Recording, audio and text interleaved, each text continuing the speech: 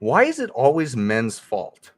Have you ever been in that situation where the wife cheats on her husband because he wasn't emotionally available?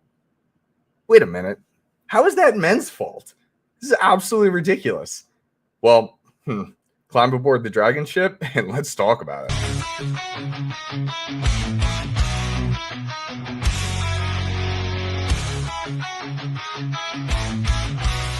Through the white thunderstorms, we ride on the back of our truckers in a fearless stride. Sons of gold, hearts made of fire, conquering lands, fueling our desire. Soaring engines and lightning in our eyes, united we stand. Strength won't compromise. From the east to the west, we sail and we roll.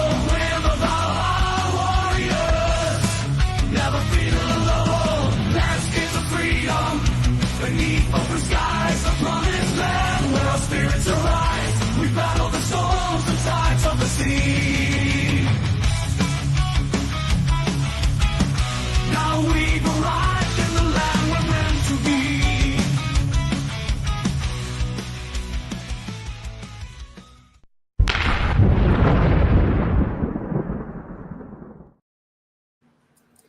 Good morning, good afternoon, and good evening, wherever you are in the world. Welcome to the DragonShip, where a rising tide lifts all ships. So, oh my God, this is fun. This is my topic, of course. Why is it always men's fault? It is crazy to me how accountability just doesn't seem to exist in today's culture. And that issue almost seems to be getting worse. And I notice it a lot, especially being a dating coach. I notice it a lot in the relationships that guys are dealing with.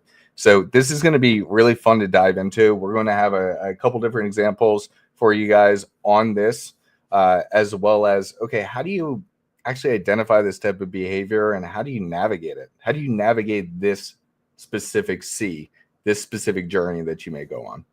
So without further ado, I want to go ahead and give a little introduction to everybody. Paul Bauer. What's going on? You know where I will say I totally embrace the idea of it's always man's fault. One of the things I learned from Corey Wayne's book, How to Be a 3% Man, but sex must always be the man's fault. And I agree, because women need that plausible deniability. So you got to give it to them. But yeah, that's my thoughts on that. Thanks for having me on the show today. Look, I finally got my copy of Get Her to F You Again. We're not at the 8-minute mark, so can't say that out loud. But you've been doing some absolutely fantastic work with that. You know, really kind of honing in on that and helping men, huh? Oh yeah, I've gotten several clients now, and a couple of the guys were almost at the end of the program, and they've seen some significant changes. It's pretty fascinating to watch. And so I just enrolled a guy a week or two ago. So he's new to the program, and it's fun to watch that dynamic from beginning to the end of the program. Because I mean, a lot of it too. I mean, these guys didn't get into the situation in 12 weeks, so they're not going to get out of the situation in 12 weeks, but they at least start seeing some real significant changes during the program, and it's all about keeping that momentum going long term. But yeah, it's fascinating. In fact, our mutual friend, my coach Nikki, he called me right before the show, and he was telling me how he finished reading my book, and then he went out and read a couple of the other books that I suggest from this book, like Married Man Sex Life Primer, and also, How to Be a 3% Man by Corey Wayne. And he goes, dude, he goes, my relationship wasn't that bad. Like, we weren't in a dead bedroom, but I have noticed that it has gotten kind of stagnant. And he says, so your book really highlighted some areas where I needed, to start improving. And he goes, so I've really taken the effort to start implementing what you're talking about in the book. And he goes, she came up to me the other day and she goes, I don't know what it is, but I'm falling in love with you all over again. And I was like, that's how this works, man. That's how this works. Oh, that is beautiful. I love it. Yeah. It's good stuff. Good stuff. All right, Thor, what's going on in your world? All good. Paul's stuff is fantastic, and some of it seems quite counterintuitive, but it actually plays right into female nature, and it's very good. Men don't understand that because it seems counterintuitive. You want to be Mr. Nice Guy. So definitely look into what Paul has put out there. It's really good information. Everything's going well for me, man. Appreciate being on the Dragon Ship, and thanks for hosting today, Huds. A fantastic topic. Why is it always men's fault? Because it's easy, and it's easy for us men to accept it as our fault too. And that is probably not the best thing for us. We need to just recognize things as they are. So good job on the topic today. Absolutely. Thank you, sir. Very much appreciate it. Torl, how are we doing? Doing fantastic, man. Living the dream as always. What's new in your world? I've been just doing what I've always been doing. I've been taking a little bit of time off, as I said, over the holiday season. Friend got me into a video game, and I've been making new friends and playing some games, and actually getting over a little bit of the burnout I was experiencing, because it's been coming up on 5 years I've been working on a lot of this stuff, and, it does take its toll, as we've talked about in previous episodes. Absolutely. Oh, I'm right there with you. Burnout. I've been experiencing it a little bit myself recently, so recalibrating is always important. Good stuff. All right, Kevin, how are we doing? Oh, what's going on, gentlemen? Thanks for having me. Everything's going great. Had survived the winter blizzard here in the south. Snow's gone, but it's still cold as hell. But love the topic today. Like we were talking about in pre-show, it's young men were raised to be the man in the relationship and how to treat a woman. However, young women are only taught what to expect from a man. So, of course, it's always going to be a man's fault when things don't go as expected. So it's a great topic. Good point. Good point. Laurent, how are we doing? I'm doing great, actually. I'm doing great. I've been through a rough patch, and now I'm going really good. Things are on the up and up, and I'm going to do kite surfing at sunrise. It's 5 Celsius here, so it's probably around 49 or 50 Fahrenheit. And there's wind out there. It's a winter storm. I'm going to be the first one at sunrise on the water. Oh, dude, that sounds fantastic. I'm just like visualizing it because I know where you live and I know where you like visit, and I'm just like picturing all that. Dude, have fun. Have fun. Thank you for stopping by before doing that. All right. So, all right, let's pull back to the topic. Gosh, this is so funny. And I'm going to actually start with this that I had shared with the crew earlier this week. I found this hilarious. So Kamala Harris blames her husband for her election loss. So logically thinking, okay, you picked him as your husband and you're going to throw him under the bus because you failed at what you were supposed to do. And the entire thing is completely nonsensical. I don't know if you guys know anything about this man, but he was previously married. And let me see if I can find it here somewhere. But essentially, yeah, the scandals, yada, yada, yada. Right here. So in August, a report claimed, and you know what? I'm going to highlight it just so it's a little bit easier for everybody to see. And I'll zoom in a little bit. In August, a report claimed that Emhoff, her husband, had an affair with Najin Naylor, his daughter's nanny, while still being married to his first wife. And this was back as a part of the 2009 divorce. I think this was found out in like 2007, 2008. So you picked him. If you're picking this person to be your like partner or your husband, like the one that you're going to spend life with, and how dare you? How dare you? I just How dare you? Don't with me in the partner. But you know what I mean? Like, it just logically, how does it track? And she's essentially dragging him under the bus on everything, that it's because of his scandals. Like, the man, this is like what makes it so mind-blowing to me.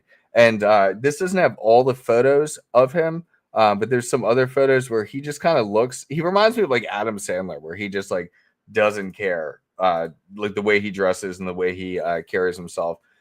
He just is an absolute fuckboy. And so it's like you're gonna blame him, but yet you picked him. So then why did you pick him? He quit his job to support her during this campaign, and then she's still blaming him. Well, that's the problem right there. That's Quit his fishing. job to support her, gave up on his dreams to support her dreams. Like she immediately lost respect there. And well, hone in on that. Why is that? Man, women don't respect a man that sort of puts them on a pedestal and goes and gets involved, or follows her lifestyle, right? Because you're basically making her the man, and now you're acting like the woman, and women don't typically want to date other women unless they're lesbians, right? So it's as simple as that. It's a lack of polarity type thing, and a lot of guys will do that. They'll end up being that's like what Ryan Stone calls a type 3 captain, right? A guy who basically it's the captain and her husband, like she's the alpha male in a relationship, And women just don't respect that kind of thing. So it really has nothing to do with her losing. She just doesn't have respect for him in the first place. If he was dicking her downright, but no, pull it back. Yeah. Then why did she fucking choose him? Why did she? Okay, we were past the 10-minute mark. I guess that's okay. Why did she fucking choose him? It's her choice. Well, a lot of the type 3 captain dynamics, that women choose guys like that because they're looking for an enabler. Oh, okay. Yeah. Well, I might catch some flack for this too, but I would say she was settling with him. Look at all the people that she's been ran through in the past. Montel Williams, that governor of so she has a past. So he was the beta male that she settled with. Placeholder. So she didn't respect him in the beginning. And as you can see, she's bringing up the dirty laundry from the past when she's upset. She's lashing out at him because really what she should be doing is taking accountability. But as we all see over and over again is demonstrated, women tend to lack accountability when clearly you could see the mistakes that she made in her camp. The fact that she wasn't even actually elected to be in that position should have been the big red flag, but yet instead of addressing the elephant in the room, she wants to blame the whipping boy because he's made himself the whipping boy. Ooh, good point. Good point. That's it. That's exactly it. I guess I wasn't thinking about it that way, but I guess I don't get it. Why do you even need a whipping boy? When somebody takes accountability, I gain respect towards them. Yeah, women don't work that way. Why? I don't get it. Because failure is weakness, right? And women tend to look at failure differently than men do on average, if you pay attention. What do you mean by that? They look at it differently on average. I want you to... Well, they expect competency from men, absolute competency. And if you ever fail and they don't get what they need or want, then they're going to blame men. Because that's what we do. We're the facilitators. We are the resource gatherers. We are the work mules. That's what our job is, biology-wise. Charles, I don't know, man. I'm having a lot of difficulty here because I thought men and women are equal. Stop it right now. We should be under the law. I see. That's one of those positions that not everybody agrees with me on. Is that I believe that all human beings should be equal under the law. I'm going to rage quit this reality and individual skills and traits, we're all different, similar but different. Same, but not the same. Absolutely. Vidar, welcome, sir. Oh, thank you. How are you? What's going on? We're just starting the discussion here. We were talking about how Kamala Harris is now blaming her husband for losing the election because she didn't do anything wrong. So I saw that. So we're just talking about why it's always men's fault. So yeah, what are your thoughts on that? Oh man, I saw that and I thought that's just great. There's a lot of women that you hear that all the time. It's the man's fault. She gets caught cheating. First thing she says is, well, you weren't giving me what I needed, saying it's his fault. there's so much to that, but also you got to look at that whole mindset on that side of the political spectrum. It's all about being the victim. So if you're always the victim, it's never your fault.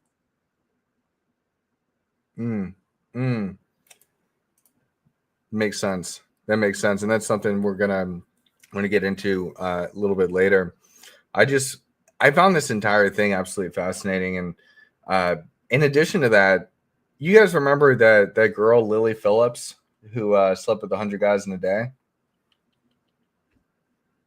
Vaguely, yeah. Yeah, and Yeah, and I then remember she has I've seen that on the competition. story, but I wouldn't know her if I saw a picture of her. I don't know, but I I think I know. I didn't realize how much porn, and she's really gone like way past limits. I'm not getting into that, but then she got like outdone by the other girl. It's like a battle in the UK, and like who can like sleep with the most. And the other girl already did 1,000. So she did like 1,047 or something. I don't know, something like Yeah, it's number just like like South that. Park. They're having a whore off. They're having a whore off, but there's no Mr. Slave. And That we've seen yet. it's crazy, but I don't know if you guys like saw this, because I saw a lot of it in the media. The media was blaming the men for this occurring, where it still was Lily's choice to do it. They were blaming the men for being pigs. What are your guys' thoughts on that? Well, it's Well, I mean, we all- obvious. Oh, yeah. To me, it's very obvious. People understand the truth instinctually. Doesn't matter how much society and the media try to gaslight people. We all know the truth. We know, for example, body positivity is bad, but yet a lot of people will go along with it because they don't want to be the people standing out and being the bad guy, right? They don't want to be the one pointing out the problem, Or because just people say often nothing. shoot the But messenger. that's what I don't get. Or just say nothing. You don't want to be the bad guy, but just don't even get involved. You know what I mean? Like, why does the media have to do that? Why would they want to do that? Because it's honestly, I think it is somewhat malicious. And it's like, why do we want to can be create a sometimes. divide? Well, for some people, I think it is, but I think it's also a mix of people's wishful thinking. We want society and things to be fair and equal, even if they can't be, right? That's part of what society does. We strive to make sure that everybody is, we try not to leave people behind, but we can't succeed 100%, right? That's the issue. That's the brutal reality that we live in, is that you can't save everybody. And you especially can only save the willing, because there's a lot of people out there that need to be saved, but they don't want to be saved, and so you see the example going back to Lily Phillips. She chose to do that. She is a full-grown autonomous adult and has the ability to choose to do that. The same thing with the men that lined up to take turns, but once again, we want to try and shame people out of their instinctual behavior. Yeah, because it could be damaging. But the thing is, we all know the truth. So you can make the choice. Be the change you want to see in the world. So she has a lot of support, though, that I think is bigger than anybody realizes when it comes to blaming the man. And this is going to offend a bunch of our Christian viewers, but the Christian viewers really want the men to take what is called accountability for everything based on their perceived notion of the Bible. And you can see it anywhere. It's the man's fault for everything. And then they say, well, it's accountability. Men must be accountable. Hence why they came up with Oath Keeper or Promise Keepers. Every one of those programs is about men failing at being men and taking accountability. And the only solution is to follow our doctrine. And this has been a huge pattern in Christian societies for a long time, and even Muslim societies, is the men is always at fault. And that's just not true. It's easy. I actually did a bit of a podcast on why it is always men's fault, because you can make that argument easily when it comes to attraction and maintaining a relationship, all that sort of stuff. It's an easy one to make, and it's an easy one to assign virtues to, that the men are just failing at being men. By God, society is going to collapse. And you'll see everybody jump on it. But the reality is women do just the same thing, if not worse. They make the choice just like a man would. But for whatever reason, we got to protect the women and then say, hey, it's the man's fault. For whatever reason, we've got to protect the women. So by God, it can't be their fault. It has to be the man's fault. And we teach the women to accept that.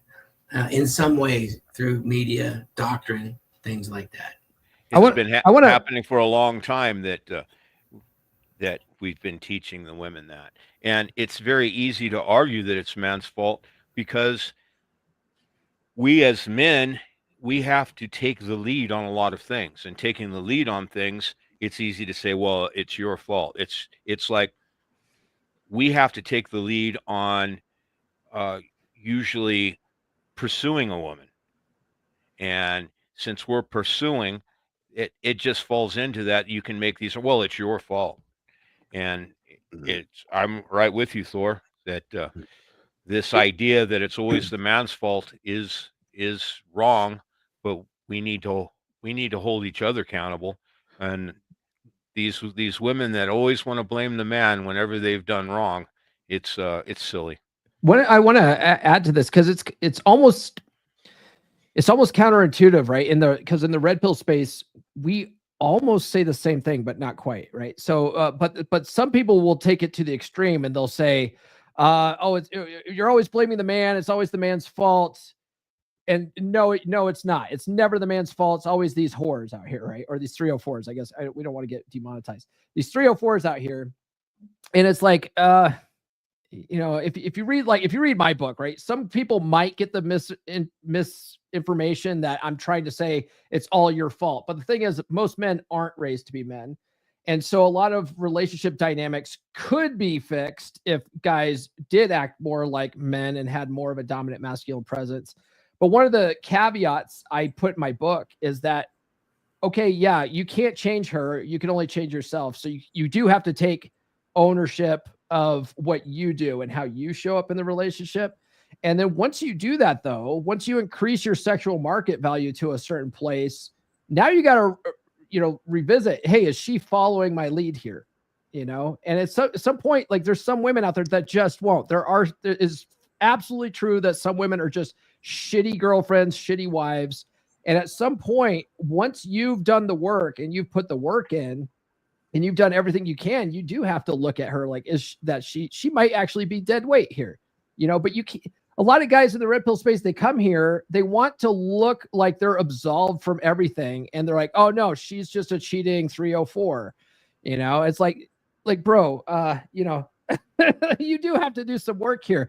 But the thing is that, with Breitholt's law, women, are sort of the deciders whether that relationship's going to take place or not, right? And so you have to be the kind of man that a woman wants to put that investment in, and women, if they know instinctually how to keep a man, right? It's not that hard. They know instinctually how to do it. So if you're not becoming a kind of guy that a woman wants to put investment in, that is sort of on you, right? But at the end of the day, it's like you can't control what she does, so she might not follow your lead. So it's at that point, it's not your fault. But a lot of guys will hear that message and go, "It's never our fault either," right? And they won't take any accountability. So I don't know. It's there's a lot of nuance to some of this stuff, that a lot of people don't. There's a hell of a lot of nuance. It's crazy because, I think back to one of the girls that I got into so many issues with, and that was such a tumultuous relationship. And this girl literally put it on credit, bought a $40,000 Jeep when she didn't have $1,000 in her bank account. Just put it on credit, just so she was able to drive to me because I lived 3.5 hours away from her.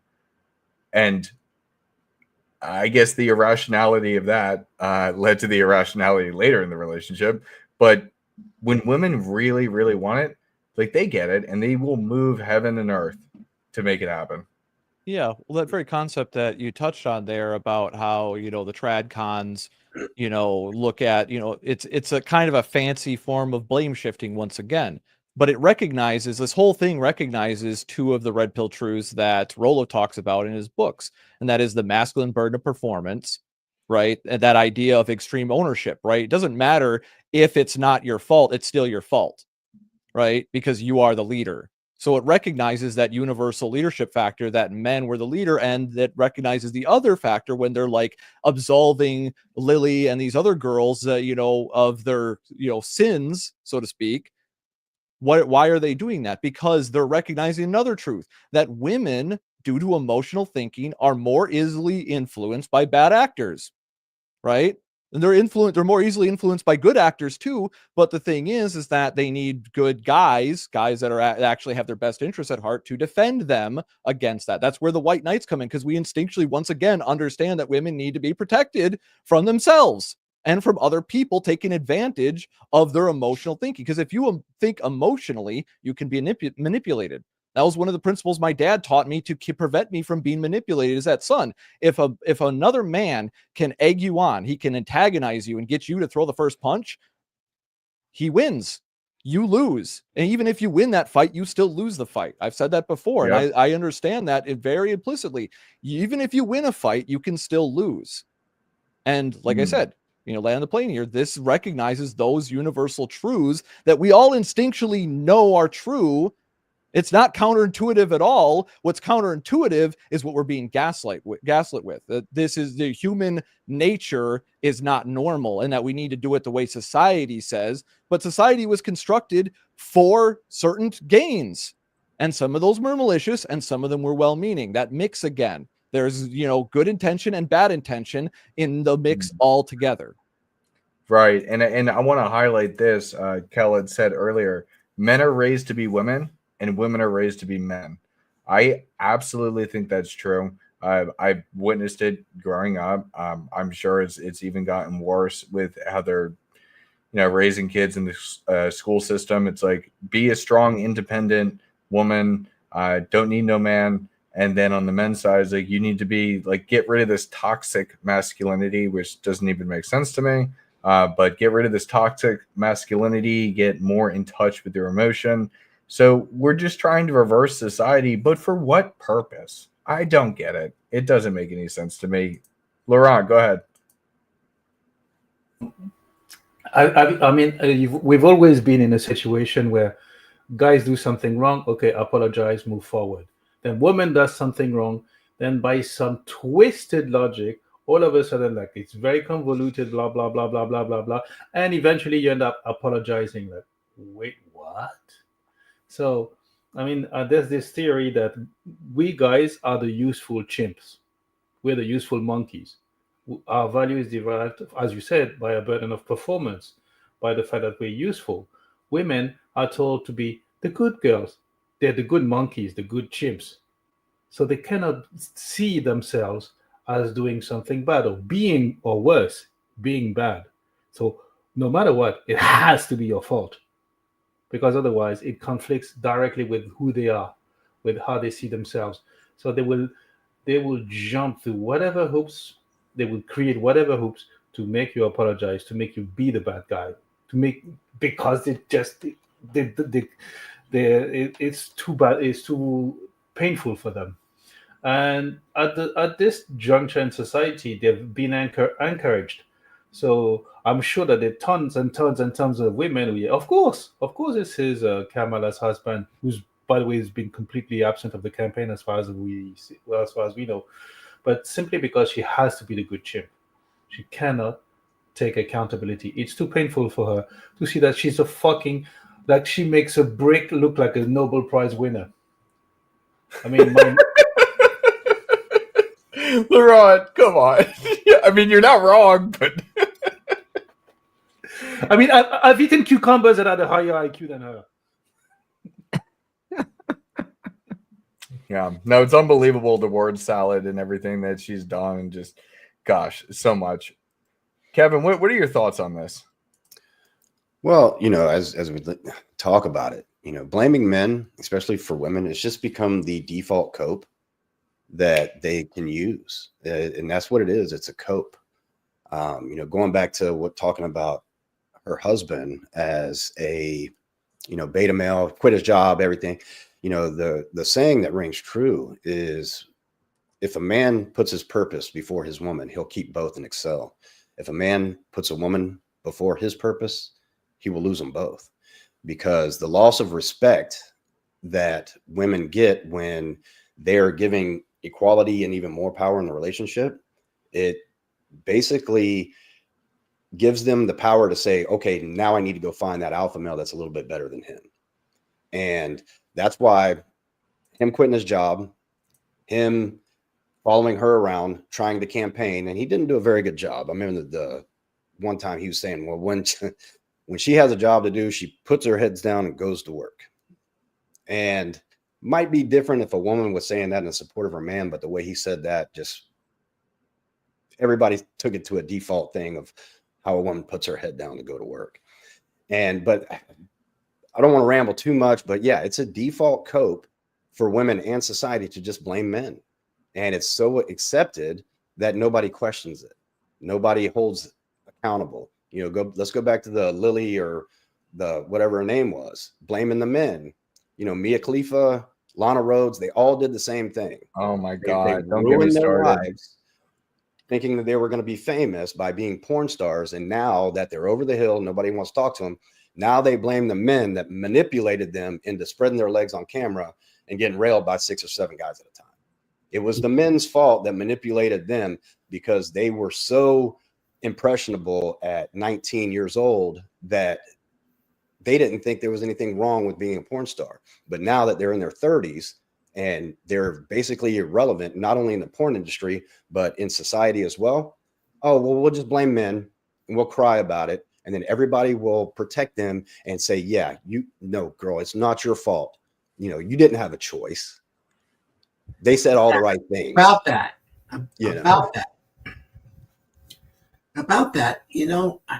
It just brought something to my mind.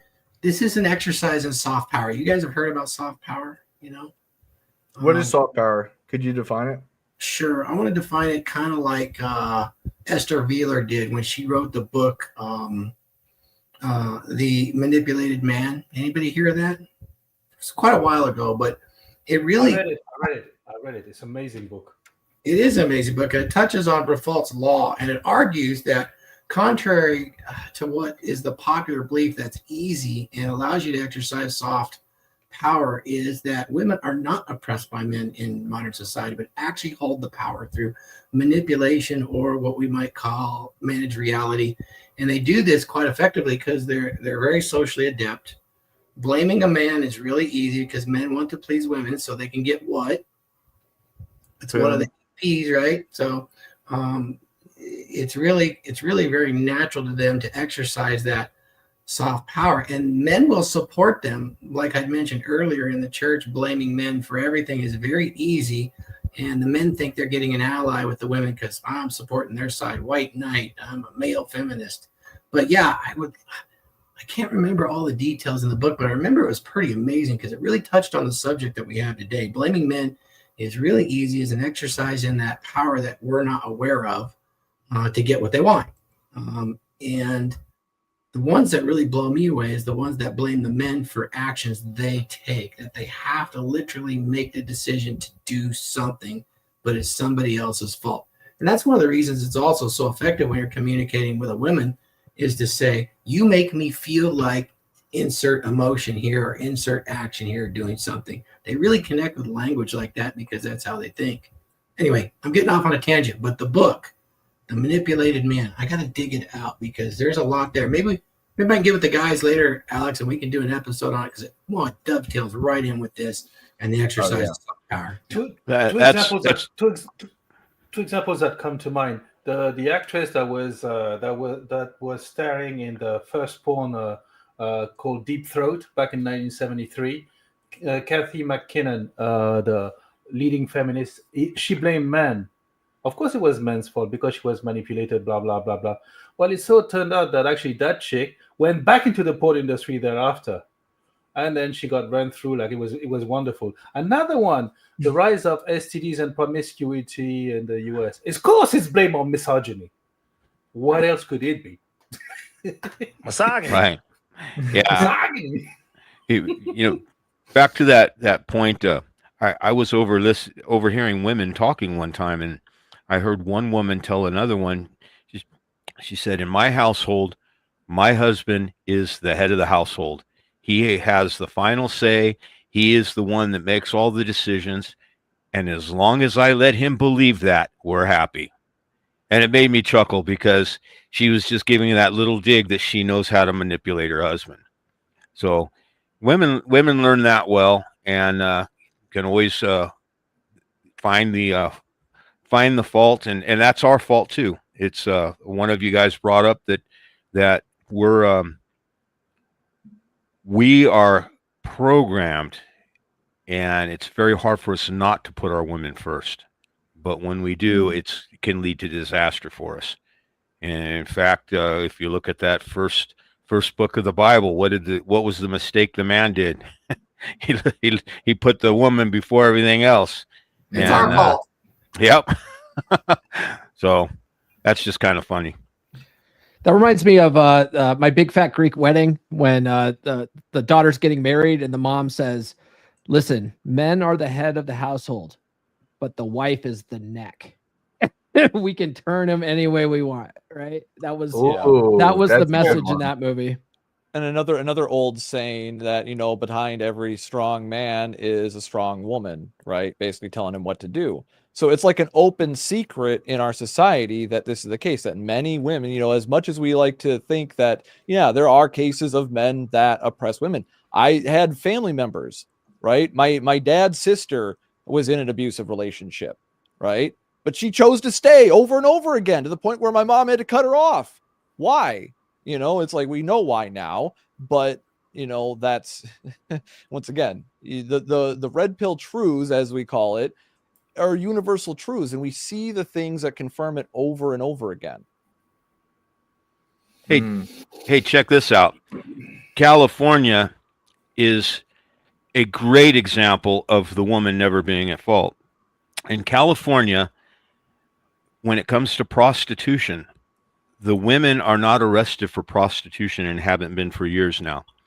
The men who solicit them will be arrested for solicitation. No, you're fucking with me. You're fucking with me. No. And the women are treated as victims. This is absolute true. Women are treated as victims, and they look for a man that they can blame and get him for pandering or human trafficking, pimping. And that's California. So they've even taken it to a higher level that the women are not at fault, even when it comes to prostitution. They are victims, and it's the men that will get it for soliciting, or like I said, if they can tie it back to a man, then it'll be for human trafficking. But the women are treated as victims. It's absolutely wild, and that's actually a really good segue into the next thing that I wanted to share. So I'm going to go ahead. I'm not going to punish you guys with trying to read the very poor sentence structure of this. But this was a Reddit post that I was looking into. And why do women blame everything on men? This guy had posted, this is like 2 years ago. I had an argument with female colleagues, and the conversation was about men sexualize everything. They were bashing men for almost an hour, saying how perverted the men are and how bad the social media sexualizes girls, how badly the porn industry treats women, and how disgusting men who go to strip clubs, brothels, and prostitution are. We should not date or even communicate with men who watch porn. I was silent, and they tried to include me in the conversation. And I said, so you're saying that men are creeps, they're pervs, and they're disgusting. But what about the prostitutes? If you say social media is terrible, why do women post erotic or sensual and explicit photos and participate in these weird trends? There are thousands of these TikTok trends. No bra, shake boobies. The shake Where boobies. can I find that? Yeah, Research purposes. $10 super chat. You can find that. that is true. That is true. I got a new $3 super chat video. I'm Guys. just acknowledging my true nature. But let me go on here. And so and no one forces them to join OnlyFans and ruin the generation. Like they're choosing to do it. So there are thousands no one forces them. If porn is so nasty and there is so much disgusting porn out there and sickening content on cam shows, again, no one is forcing them to do it. So if the men who watch porn are disgusting, then how come the women who create the porn are not awful? And suddenly, this guy who's surrounded by 5 other girls gets turned on. As soon as he says that, if the men who watch porn are disgusting, then how come the women who create it are not awful? Suddenly, I am the creepiest guy in the whole fucking world. And instead of answering the argument, they blamed everything on men. Oh, well, it's because men watch these trends. Men watch this content. That's why teenage girls do it. Because men watch porn, they then lure girls into streaming and OnlyFans. So you're saying that women have no agency? Is that what you're saying? Dude, sometimes it seems like it, or at least they don't want to realize it. That's what it is. Their agency is their sexuality. They know the power that it wields. So, and they know when it slips, they got to blame the men for stealing that sexuality. Think about it. You know, sure, they're a bunch of nasty creeps and stuff like that. They made me cheat. Now I got caught. I don't have plausible deniability. They made me cheat. They made me kill that guy. Like, yeah, it's blame shifting once again. It's shifting the blame from the individual that should be accountable for their individual actions.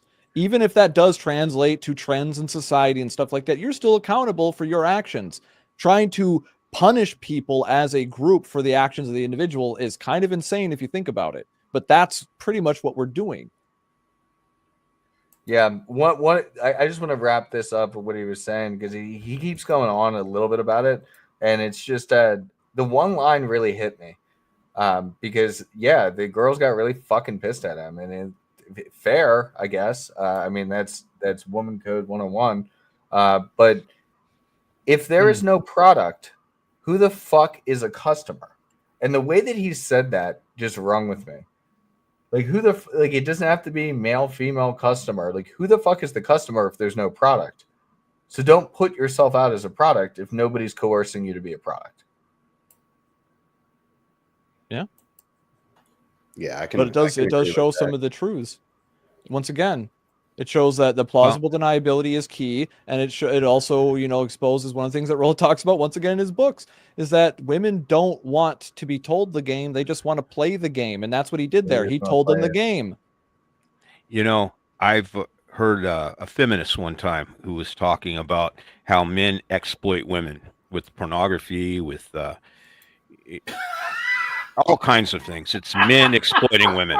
One of the things they said was that it's strip clubs. It's men exploiting women.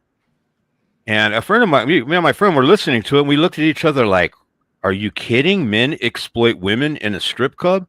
That's the stupidest thing I've ever heard. Have you guys ever been to a strip club? What's your wallet look like when you leave? Who's exploiting who?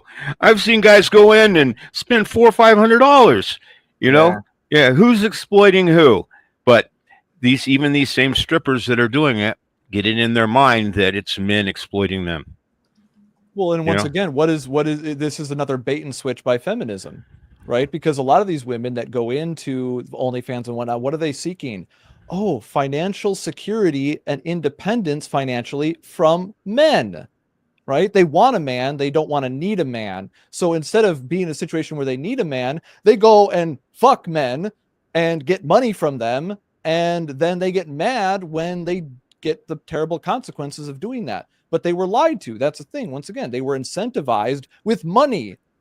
Oh, you need to be financially secure. They were goaded with fear.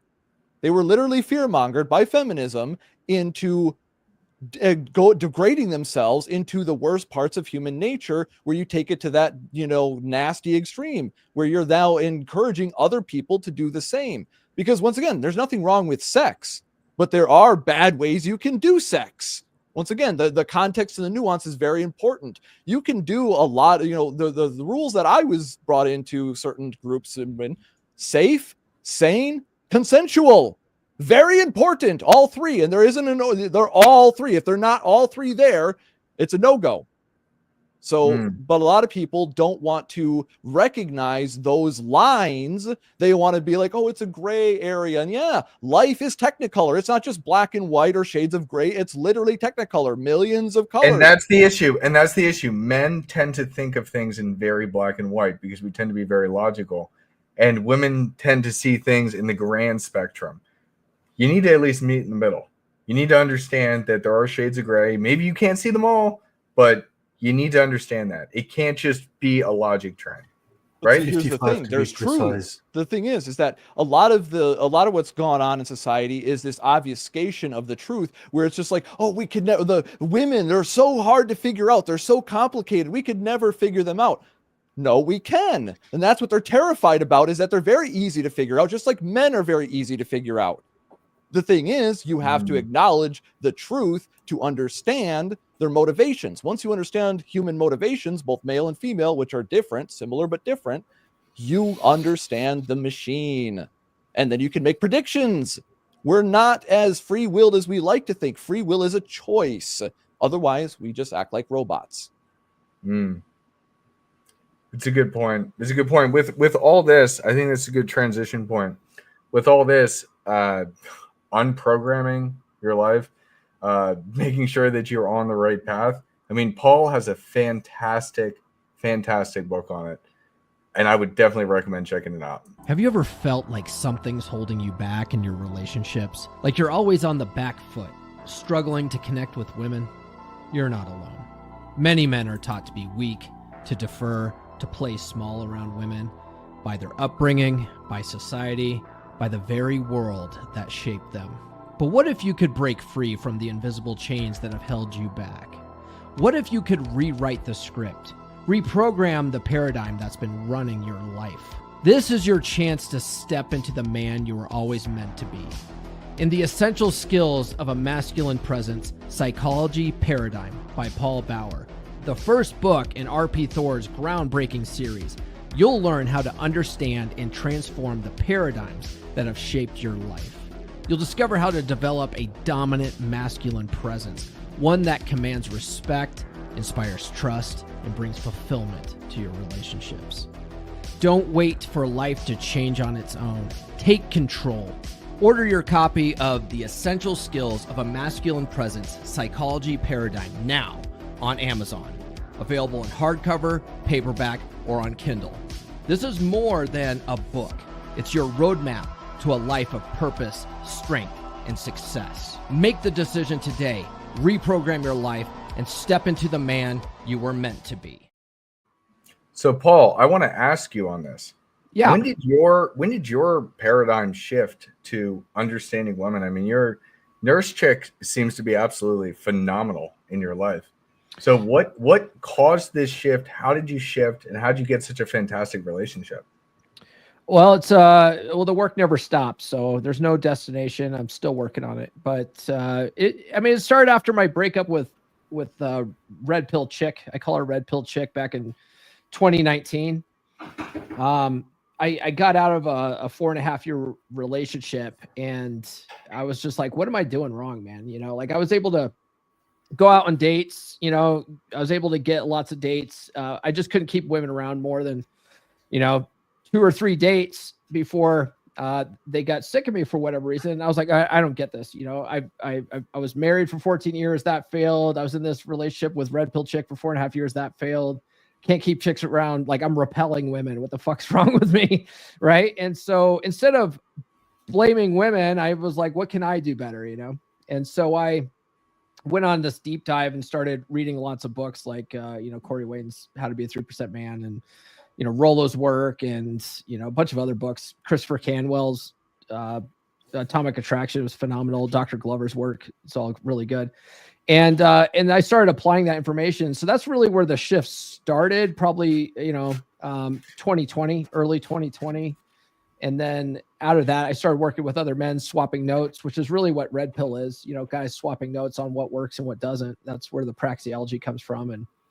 And then, just started sitting under the learning tree of guys like Thor and the other Rule Zero panelists and stuff. I think being on Rule Zero and being able to really get to pick the brains of some of the top minds in our industry has just been instrumental, So especially that bastard Ryan Stone, who has like 19 books now or something, whatever. Oh, that bastard. Well, speaking of bastards, who's this guy? Oh hell. What's up, asshat? What's Hey, going on? you like my belt back here? You like that belt? Yeah, the belt Oh, that you shit. bought yourself, your participation trophy. That I retained? Yeah. Okay. Yeah, because you wouldn't let me take it from you because I beat it. But you know, it's all right. You didn't win following the rules. Okay, there's rules. to the Look, game. it's okay because you got belts, I got monies. So you know, Oh wow. Okay. Oh, that's yeah, fake I could- money, I could buy- I dude. could You're buy, a like, fucking 100 Hollywood money. I actor. could buy That's 100 fake belts. money. Shut up. Oh shit! Five Sure. minutes on the casting couch, and he's already waving the money around. Right. That's right. You know, Hey, But really, what are we really quick talking before about? we Talking about lose hoes and the shit or topic. what? Oh yeah, we're wanna talking Oh, about. it's Ben's fault. It's always Ben's fault. As long as we talk about hoes on the regular, it's good. What's up, Kev? On a serious note, my long lost Viking son, nice to have you climb aboard again. Take your seat at the row or at the oars. Appreciate you coming, Glenn. No problem. No problem. But where were you guys? It's always the man's fault. Yes, it's always our fault. You know that, right? But why, Glenn? Because it's all about the mendo. It's Christian doctrine, isn't it? That it's always the men's fault. Yeah, if you're not a better servant leader, like if your wife's not sucking your dick, it's because you just didn't do a good enough job at being a servant leader. And Well, if your Jesus- wife no, cheats on you, no. I've read on Reddit that some girls just don't like sucking dick. no. And if she doesn't sleep with you, because if mama ain't happy, God ain't happy. There's pastors that teach this. I So know. if you would just do a better job at being her servant leader, then she would do the right thing for you. Yeah, without More is being better. told. Yeah. It's like the field of dreams. If you build it, they will come. If you're a good enough slave, she might give you starfish. Yeah, I think it's interesting. It is such an interesting point. Like, because I've been in briefer relationships where like maybe the girl doesn't like doing certain sexual acts, such as sucking the D. Why would you marry her? You know what? I've actually had breakthrough calls with guys who will tell me that the sex was never that great in the beginning, and they thought it would get better if they put a ring on it. And I was like, when in the history of ever has that happened? Like, it's like when you ever like apply for a job, right? Like, don't you show your best when you're trying to get the job, not after you get the job? You would think so. Not these guys. Like, these guys think like it's retarded. I don't know. No, just gonna leave it alone. I think Hey, they Well, kinda it's deserve that it. false assumption. Maybe. It's the old beta male assumption that if you give the girl candy, she'll give you sex. So you guys bring up sex. So yeah, about that, I gotta dig it up. This is another one. Sorry, mind slipping a little bit, but if you've done any research into female orgasm, a lot of women have trouble having an orgasm, and they teach each other that if they're not having an orgasm with their partner, it's because their partner's not competent, or they're not doing enough, or things aren't happening, or emotionally not satisfied. And this is a big stumbling block that that women have when it comes to orgasm. It's difficult for them to achieve, and therefore it's the man's fault because it's his responsibility for her orgasm.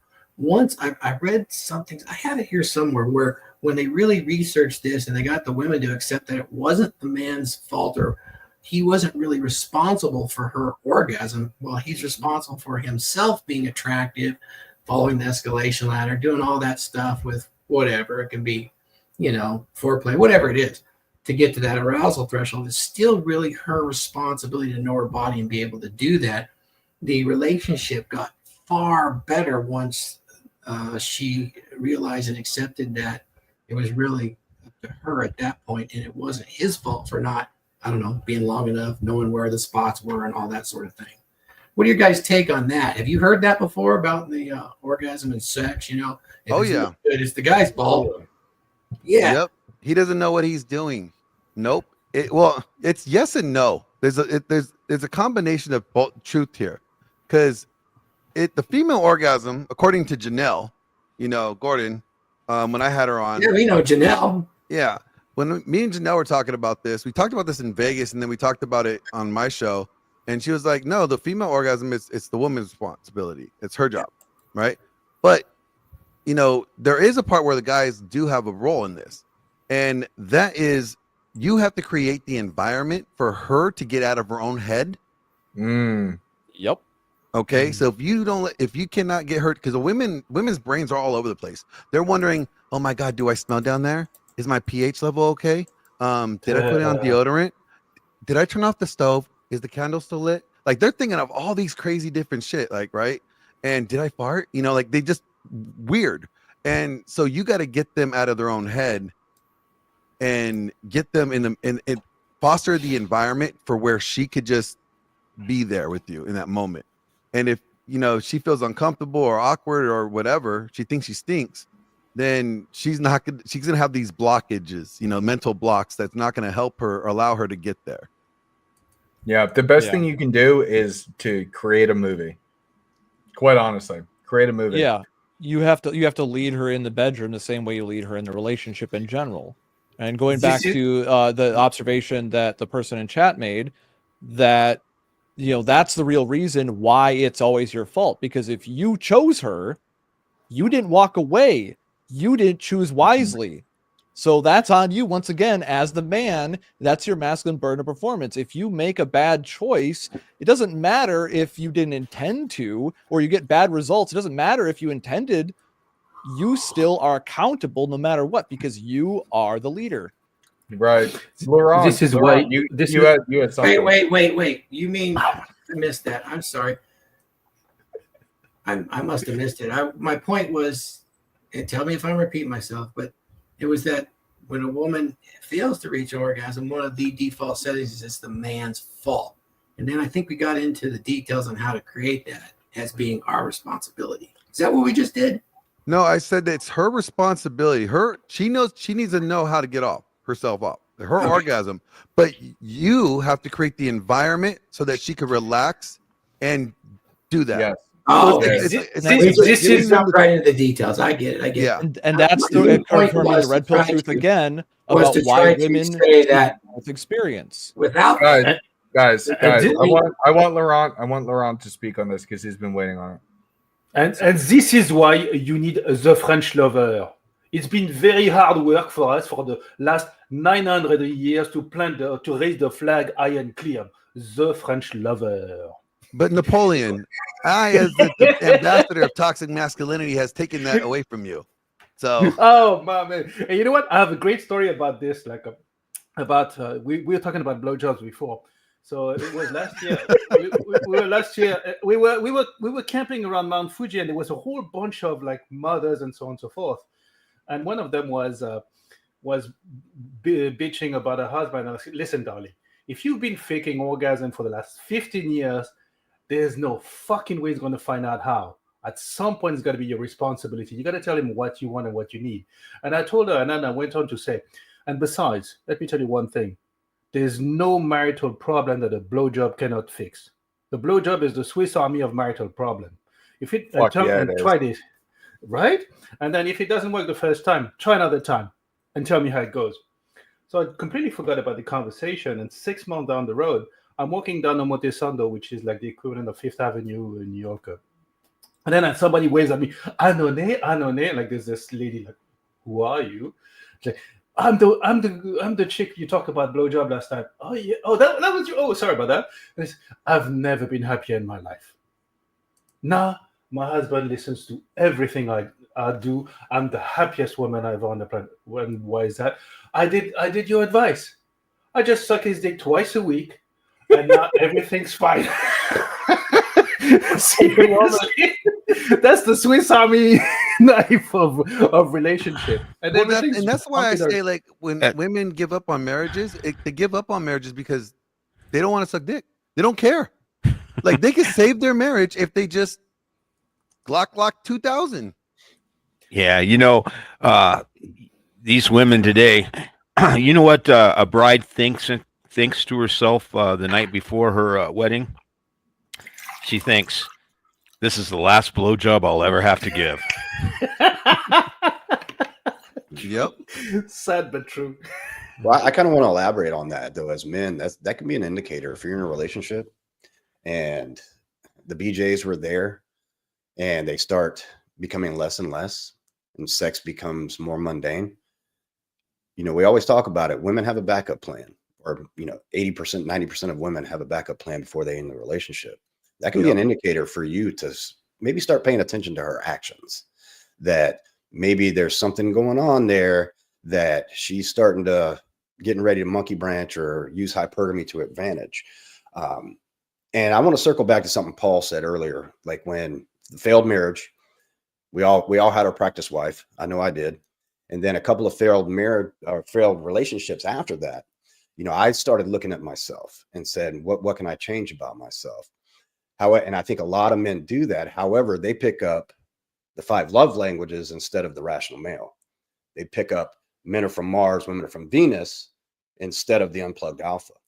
And that, for a man, that's going to give you an interpretation. Oh, I need to start being more softer. I need to start being more acquiescent to her. And yeah, but you forgot the main book. They forgot. I mean, they didn't pick up a dominant masculine presence. So, I mean, no wonder why they ain't getting anything right. Yeah. But what I was saying is, yeah, it's a good thing that you want to look inward and want to change yourself instead of blaming women.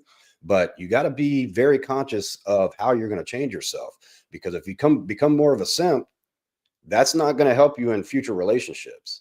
You got to learn to be more of a man. That's why groups like this, like the DragonShip, Men of Now, groups like that where we can come together and discuss this stuff in a comical sense but then you get good information on how to go forward with relationships instead of picking up the stuff that caters to women and makes you a better man, because nothing makes a woman more proud than to have a strong man by her side.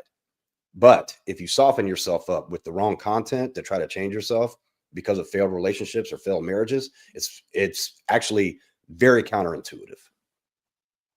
That's true. But it also is a good secret weapon, knowing how to make her yeah. Oh yeah, for sure. Yeah, being the one that takes her to cloud 9. Yeah. One thing that Thor mentioned, about how, women blame the man for not being able to orgasm. That was one thing that I learned from Dr. Glover's book. I think it was No More Mr. Nice Guy. He talks about how it's a woman's responsibility it's everybody's responsibility in the bedroom to get themselves off. And so you can't take that kind of ownership of her ability to do that, which is a really good stepping stone for men to do, because men tend to have this idea of like, I need to, try to please her at all costs in the bedroom, even at my own detriment, and not make sure I'm getting mine. And if you're only doing that and your sole focus is on, I'm going to get you off and not get mine, that actually turns her off more, because now the onus is on her to perform oh God, I've got to orgasm now, which puts her in her own anxiety, So it's like, no, take that away. And that's a good stepping stone. No, just be a selfish lover for a while. Just bang the shit out of her and fuck her. Oh my God, dude. The moment you become a selfish lover, everything is going to change. Yeah. But it doesn't have to stay there. It doesn't have to stay there, but it needs to start there. Right. It does need to start there. I think you did an episode for Men of Now on the sex god method, right? There's the sex god method out there. My friend Eric Everhard has a great book, which you can't get anymore. You can get it in Beer Club, though. If you could join Beer Club, I have the audio version, which I've made available to the Beer Club brothers. But Unleash Your Sexual Superpowers is a very good book to read. And that one of the things that Eric talks about is how women will forgive all your bullshit if you dick them down right, And dude, dead ass. That's exactly how last night went for me. Like, I've been stressed about certain things, and like we haven't been in sync, and all I had to do was just dick her fucking down right, and everything has been just pleasant ever since. Like the rest of last night and all day today, it's almost like all the things she was complaining about, she wasn't actually complaining about. She just wanted to get it down. It really is that simple. Women sometimes will start arguments with you just for the makeup sex, right? Because, dude, I swear to God, that animosity and that tension makes it hotter for them, right? So it's like just like what I was telling one of my clients one time, because he was kind of he and his wife were fighting and stuff, and then she was initiating sex, and he was like, "No, she's been turning me down. Fuck her." And I go, "No. I go, what you want to do is hate fuck her, right? Yes. Like, just hate fuck the shit out of her, and she's gonna love it." Dude, that's literally what last night was. I went to the bedroom and she's still out here in the living room, and I was like, you know what, like I'm fucking done with it. And then I was like, you know what? It just sparked in me again. I was like, why did I forget this? And then I just went out there and I just took her. You're like, you room now. No, I didn't take her to the room. I just did it out here. No, there's a lot. There's a easiest thing to say. Most of the problem for guys is stamina. You're just not lasting as long as she needs you to last. Get your cardio in. Work on your cardio. Build up that stamina, right? Because she'll eventually get there. All right. You just got to work on that cardio. Most of the time, the guys are gassed out, you know. Well, I think variation is very important. So, for example, you don't want to, like, you can come in hammering, you can come in like very aggressive, but then you got to build that roller coaster. But then, yeah, you build the roller coaster through the sex, and so then you slow it down, and you're getting more intimate with her, and then you pull it back up, and she thinks you're like getting ready to go, but then you slow it back down. Oh man, dude, it's absolutely fantastic. You got to remember the last part. You whisper in her ear, "Go make me a sandwich, bitch." That's the you learned that from the love languages. Yeah, that was like the sixth love language. Feed me my sandwich, bitch. Yeah. Come on, guys. You ever been asked, do you know how long it takes to make a woman come? Who cares? Exactly. There you go. But it's different too. It's different too, because depending on your connection with the girl, like if you're like really in tune, you can make some girls come in fucking 30 seconds. You don't even have to touch them to make them come. Because most women have a mental orgasm. It's physical too, but it starts with the mental, and that's what you said before. You got to get her out of her own head. This is what foreplay is for, and this is something that a lot of guys do neglect. In addition to being physically not in shape, that's why the number one thing that the RP says that we all agree on is you should hit the gym. Or at least eat better so that way you lose the weight. But once again, the gym will address any of those physical deficiencies if you're doing it right.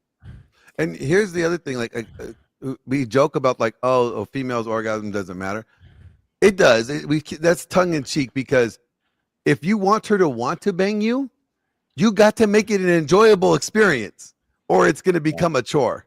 Yeah, but you can't prioritize it over. No, you don't prioritize it, but it's like you're still like, I'm not just gonna be like, okay, I'm just all right, I'm done. I'm not worried about yours. What I find in when it comes to sexuality is you've got to be open and honest with your woman. Even if she has a hard time talking about it, you've got to bridge that gap. Over years, my wife, she doesn't like to say, she doesn't like to say things, but I know what she wants over the years because I've learned who she is. Like particularly with her, absence of a no is a yes. If I bring something up and I don't get a no, well, I know it means yes, because she just doesn't want to verbalize it.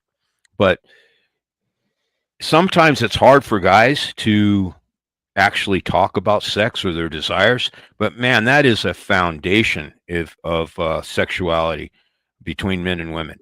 Like you were talking about with a woman in orgasm, and if she's taught to believe that it's the man's fault, you need to explain to her that it's not just that fault. And that goes beyond that. There's a lot of people, and I've seen marriages get destroyed because the woman says, he just doesn't make me happy anymore. Well, it's never his job to make you happy. You need to make your own happiness. Both people do. And once you understand that, it makes your relationship a lot easier and a lot better. So it doesn't just go with orgasm, but you tell the woman the orgasm. I had a apprentice of mine who came to me. He tells me he's got this girlfriend. He really likes her, but she doesn't give very good blowjobs. I said, really?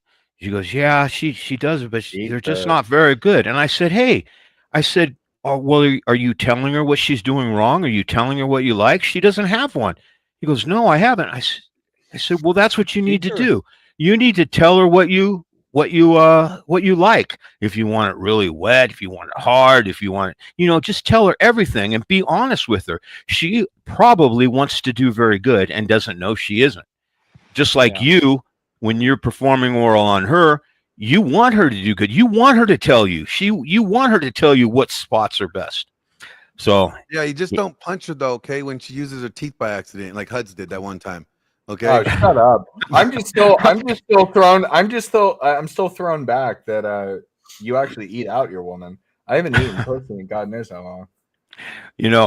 The one thing is, he came back. He told me, "Man, that worked great. She gives great blowjobs." Well, we were in one of our rooms, and there was about 5 other guys in there, and we're talking about sex, and he says, "Oh, my girlfriend gives the best blowjobs, and she used to not, but now she does." And they're really, what changed? He goes, "Well, I had to show her how to do it."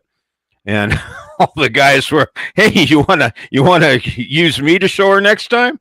So you got to be careful. It's exactly. crazy. Oh, it's crazy, Vidar. That's a really, really good point. It's crazy how communication, like a lot of women, especially if you develop a dominant masculine presence, you're naturally the natural state that the woman is going to be in is going to be more passive, more reserved. So you do need to lead.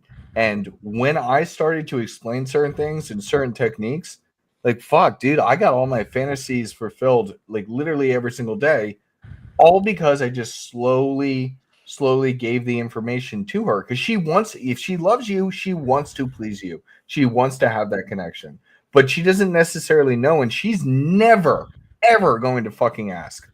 She's never going to ask. That's women true. are scared to be judged, especially when it comes to stuff like that, because they don't want to be viewed as the slut, right? So you have to understand that you have to lead her in that interaction and let her know that she's not being judged and you actually want these things. Now, you may not be compatible. Maybe you want different things in the bedroom. That could be a possibility, but you're never going to know if you're not leading your woman in the bedroom. And that's where most you guys fuck it up.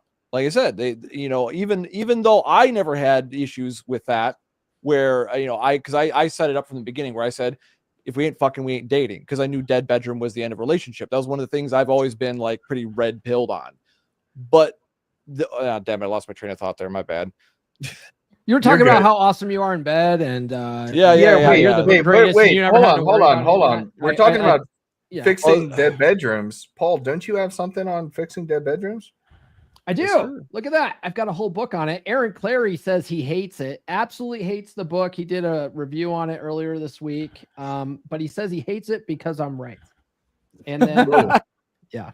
It was I love that. I love that. But you know what? Let's go ahead and throw the ad out for that, because it really is a fantastic book. And dude, what you're doing, phenomenal. Are you tired of the dead bedroom?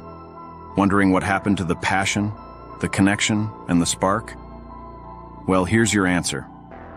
Introducing Get Her to Fuck You Again, a red pill guide to fix a dead bedroom, now on Amazon. This isn't about manipulation or tricks.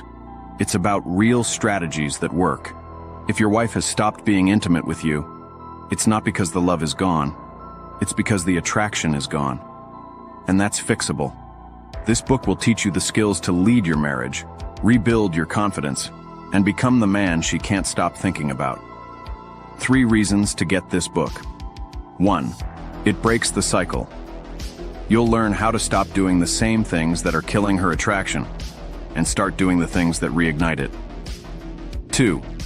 It's practical and proven. With clear, actionable steps, you'll build yourself into the man you were always meant to be. 3. It works for men like you. Paul Bauer has helped hundreds of men just like you fix their dead bedrooms. And now, it's your turn. Don't let another day go by feeling frustrated and disconnected. Go to Amazon right now and buy Get Her to Fuck You Again. Read it, apply it, and watch your marriage transform. The connection isn't gone forever. You just need the roadmap to get it back. And this book is it.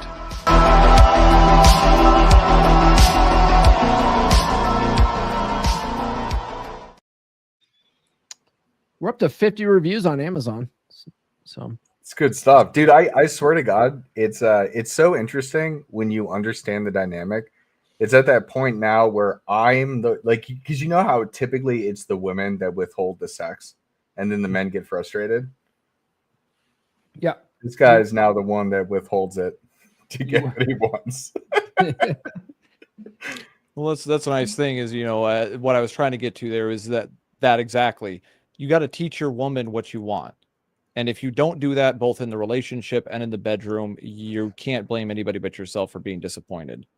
So, after 15 years of being with my woman, right, I had to teach her some of that stuff and lead her through some of it, teaching her how to give good BJs. That is something that I had to do because she didn't know. She thought she was doing a good job because all the other guys she'd been with had never told her she wasn't doing a good job.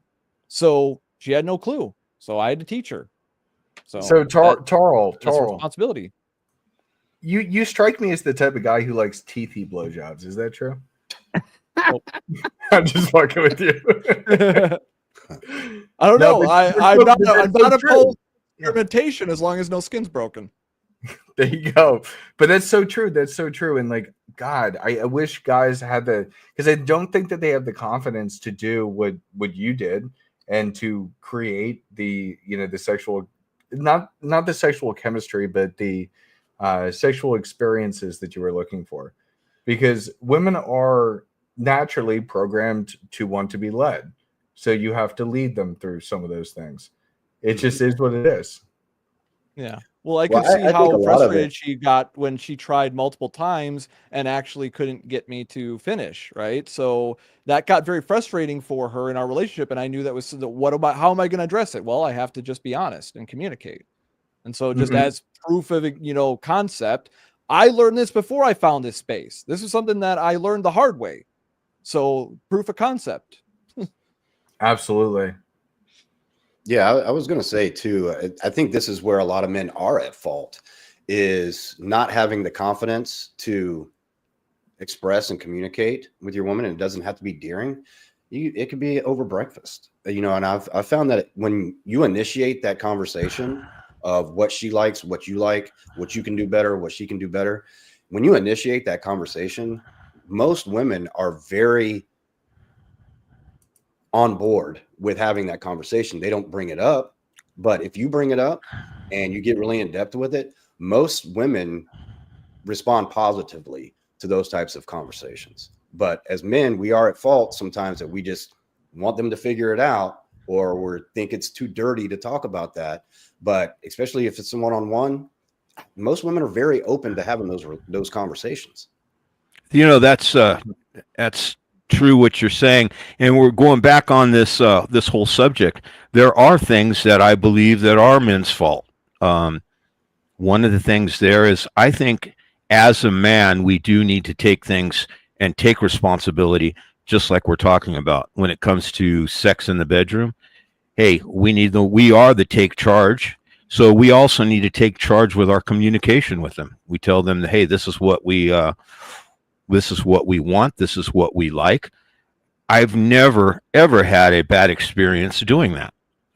There are more women that are more open or uninhibited. There's women that have been just waiting for someone like me to open up their inhibitions so that they can completely enjoy sex. But it's very important, especially in a long-term relationship, that you tell your woman what you like and tell her your fantasies. Tell her those things.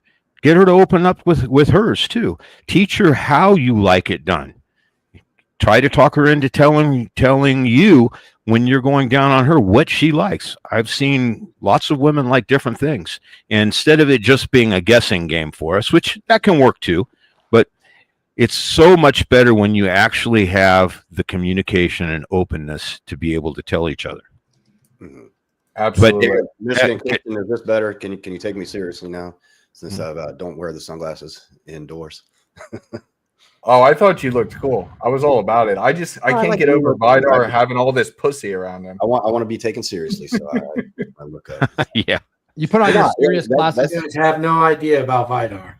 Yeah, well, like Commodus said, it doesn't really defeat the purpose of being a man if you want. I don't agree with that. If you have to ask and it defeats the purpose.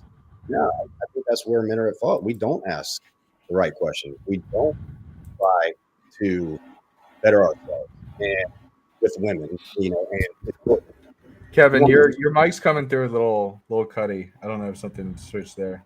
Oh yeah, I'm not sure. Is that better? Yeah, that's great. It's because I took the sunglasses off, man. That's what the deal is. Yeah, you got to put them back on. We got to go back into the matrix. But no, I was just saying, I don't think that is unmanly or unmasculine to talk to your women and ask the questions of how can I do it better? How can I make you squirt for the first time? Oh, dude, my like first that, girlfriend, dude, the girl I lost my virginity to. Here's a fucking story for you guys. The first girl I lost my virginity to, I remember, I'll never forget this. Having the conversation. This goes exactly back to what Vada was saying. Having the conversation, I was in her kitchen and I had said to her, like, do you know what squirting is? And she was like, what? And I had to explain it to her. And it became a mission of getting her to be able to relax to the point to get her to become a squirter. And it took about 3 months. But dude, I still, dude, to this day, don't tell my girlfriend this, but to this day, I still kind of miss having sex with that girl because we just would create a mess and we would have so much fucking fun all the time. And it really is, it's crazy. And like that would have only occurred if I had that weird, awkward fucking high school conversation in her kitchen. There's nothing wrong with it. There's nothing wrong with having that conversation. And yes, it like literally, it's never what Vidar said. It never works out bad. Like it may not work out good, but it never works out bad. Well, that the story you're telling right there, she may have been suppressing doing that Exactly. and keeping from doing it. But once you've mentioned it and it's okay, she was able to relax, be herself, and enjoy sex a lot more. Yeah. So when we get to women always blaming men, man, let's take this one right here that it's our fault sometimes if we don't speak up and aren't having the sex that we want to have. We want fantasies fulfilled and we keep them quiet. Hey, man, that's our fault. So I think a great summary of everything that we've kind of talked about, and we can keep going on a little bit, but the greatest summary here is it is always men's fault because it's up to us to be the leader. If we do not communicate, whether it be sexual or otherwise, if we do not communicate, then yes, it does become our fault because we need to be the organizers and leaders of society. That is our role. That is what we're programmed to do. Yeah, and it starts with setting boundaries for yourself, like knowing what you want and being able to set those social boundaries with other people. If you don't do that, that's why no more Mr. Nice Guy is a thing, because people create these covert contracts with people and they don't express it. And what happens? They feel betrayed by everybody. Hold on. There's a little bit. Hold on. Glenn, I get that you just went to jerk off in the bathroom. No. What do you got now? Here. So listen, guys that are not telling the women that no, this is your fault when they fuck up, okay, or when they're not doing right, you are doing them a disservice. You're actually not loving them, okay? You are being asshats and you're scared of losing the vagina, all right? And I'll tell you this right now, why? Because if you loved her, you would tell her where she's dropping the ball. You would tell her where she's messing up, right? You're not caring about her feelings at this point because you want her to be successful. If you are a good leader, you're going to give her the tools that she needs to be successful at her job. So if you're not telling her where she's messing up and you're allowing her to think like she's doing right and allowing her to blame you for this, well, then you're a bad leader and you're a dumbass. So there it is. Yeah, definitely 100%. agree. You have to give them the opportunity to be accountable and responsible. And if you take that away from them, you're just emphasizing them and you're doing nothing any better than the church is doing, than the society is doing. That's it. Yep. Mic drop. I tell guys all the time, in order to keep her, you got to be willing to lose her. Because if you're not willing to lose her, you're not going to tell her the truth. You're going to lie to her, and eventually she'll leave you anyway. Well, it'll end up being a self-fulfilling prophecy, you know? Yeah. I was having this conversation. A lie by omission is still a lie.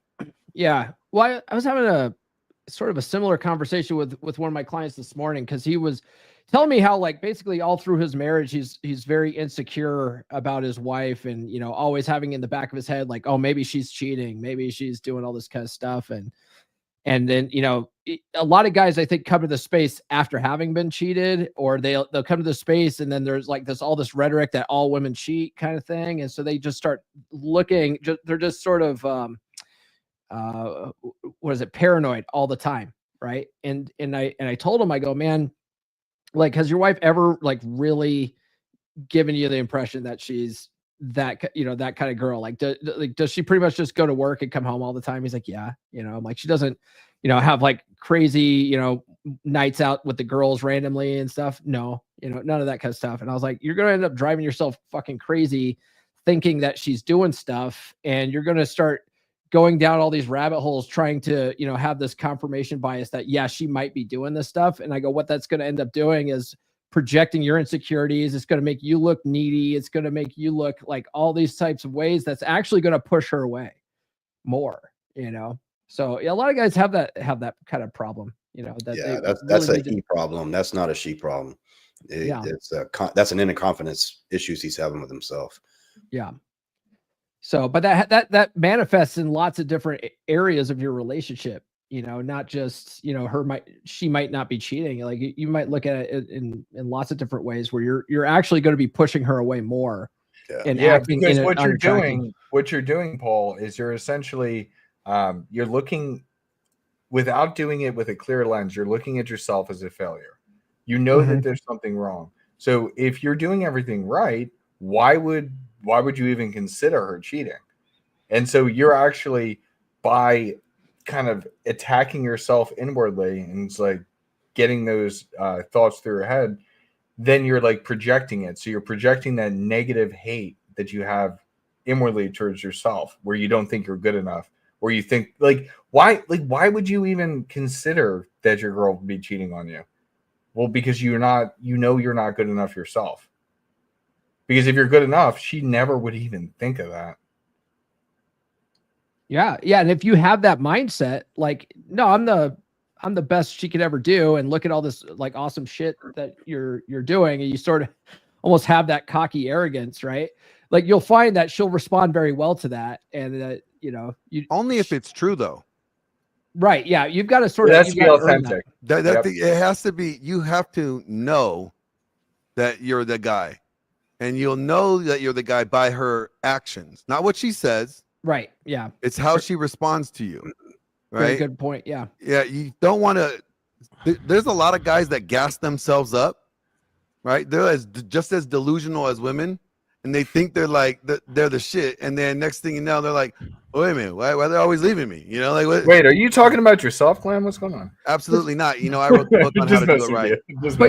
But you'll know too, because it's not just your girl that responds to that kind of stuff. Yeah. Like if you really are the guy, you'll notice like other women will be responding to you. Your girl's going to notice it too, and then you don't really have that much to worry about. But I'll tell you what, like if you're that guy that you feel the urge of having to go through your girl's phone because something's off in the relationship, because all of a sudden something like isn't right, she's not acting right, don't go through the phone. Don't look at the phone, man.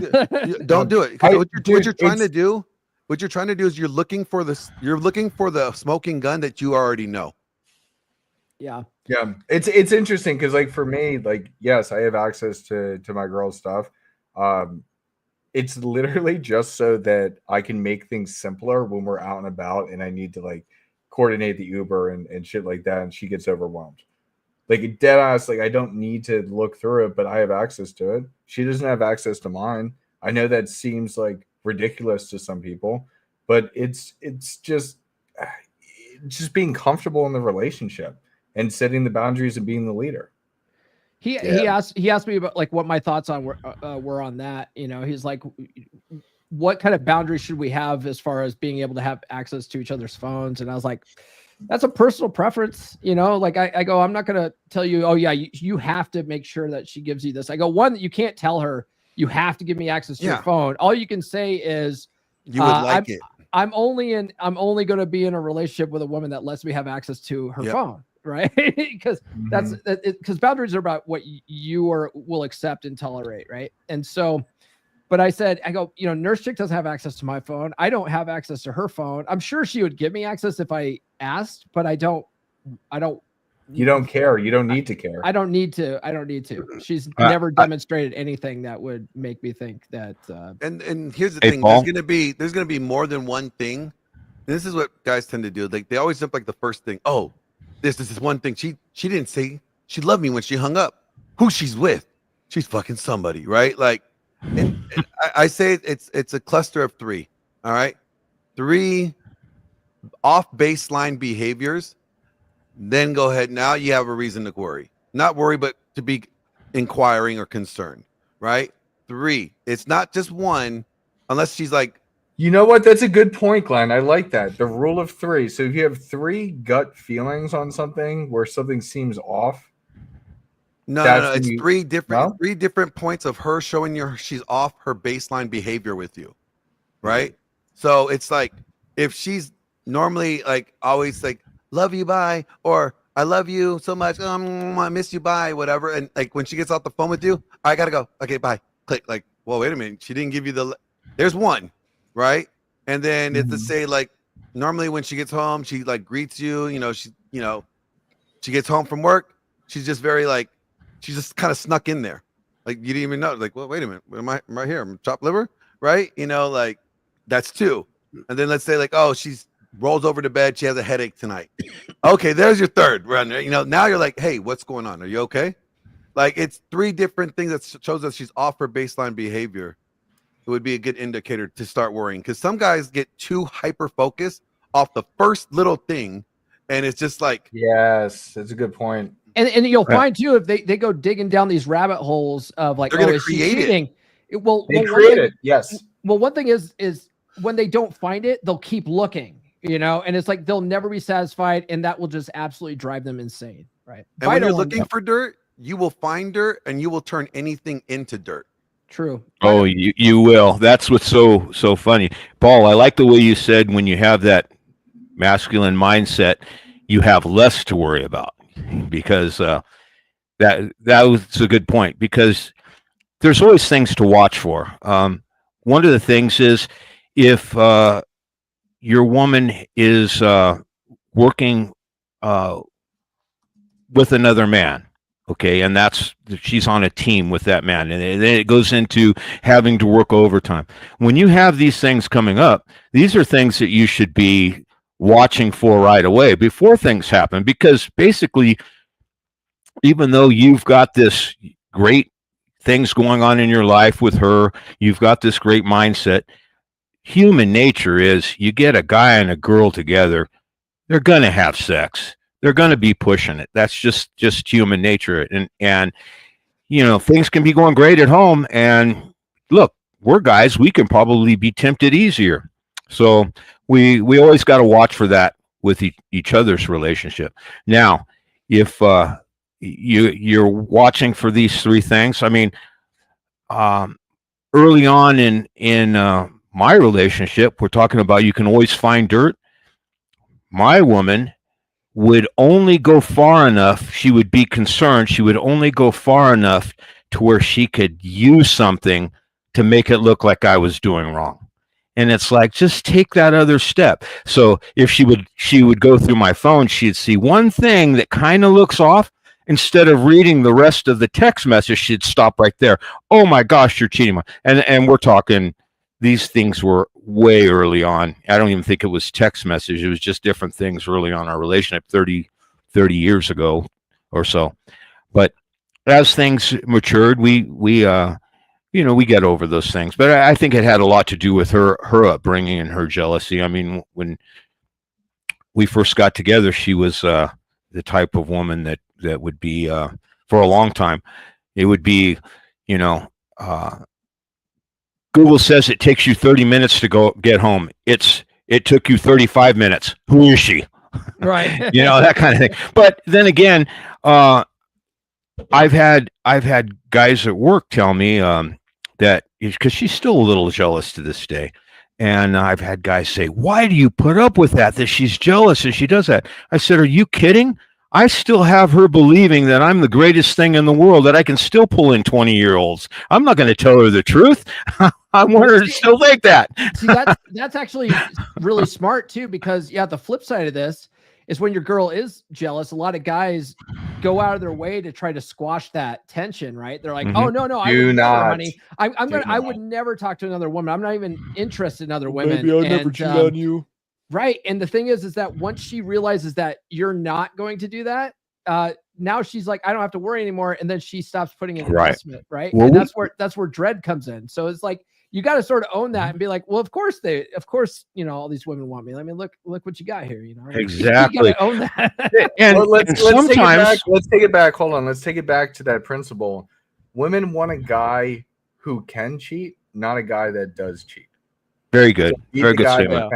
Yeah. And for example, Huds, one of the things I did right early on in my relationship, when my girl asked me that question, would you ever cheat on me? Because she asked me that one day, and I just told her, I don't know. I've never been in that situation before. I'm only human, I don't know. So, I told her I'd like to think that I wouldn't, but I'm only human. I would playfully agree and amplify that shit test. I would say, well, if you stop playing your cards right. Yeah, I was going to say, I might have made a comment like that too. Sometimes. I'm going to tell her absolutely going to cheat, so you better be on your top game to keep that from happening. Well, sometimes how do I say it? Sometimes we call it shaking the sugar tree, let her think a little bit. So now she wants to, wants that more affection. We call it shaking the sugar tree, and we've probably all had it. And I think women are probably master manipulators at that more than we are. But that's so true. You can't say that is so true. You can't blatantly say, I will never cheat on you.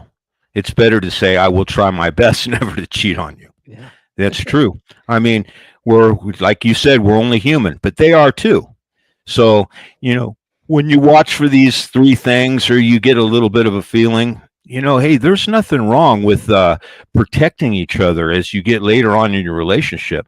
I've had my woman tell me certain things are going away, and she sees a certain female that's trying to get a little too close. I may be ignoring it, or I'm getting kind of the pumped up adrenaline rush on it, and she's come in and had her put her foot down and say, hey, no, this isn't right. We're not going to do this. We need to do the same for them. So we got to watch for those things. And I know one time we were talking about going through phones. One time I was feeling wanted to go through her phone. And one of the things I found out going through her phone is she is so extremely boring. There was nothing in there at all. It was, man, I was hoping for a little bit, but there was nothing, absolutely nothing. So one thing that Ryan Stone says in Dread is that sometimes if your wife is cheating, your wife and girl is cheating, and you demand to see her phone, all that's going to do is make her hide it better, Well, wouldn't it you? Yeah. Wouldn't it you? Yeah. It's like guys at work we're talking about. I think you can see it online too.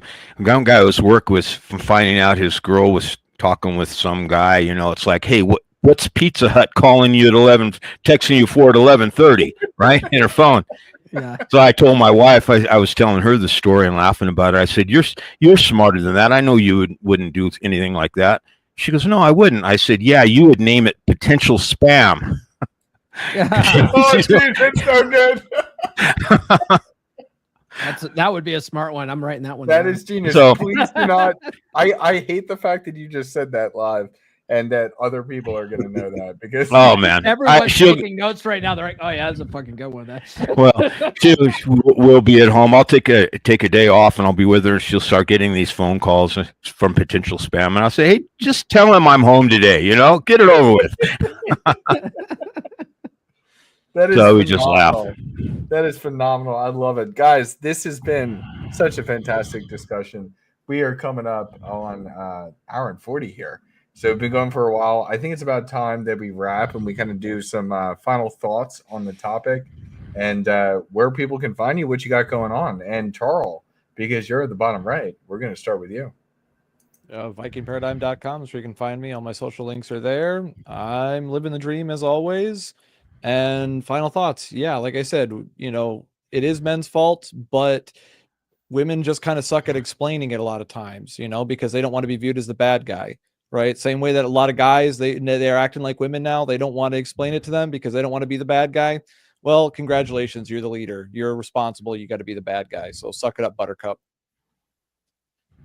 I like it. Good stuff.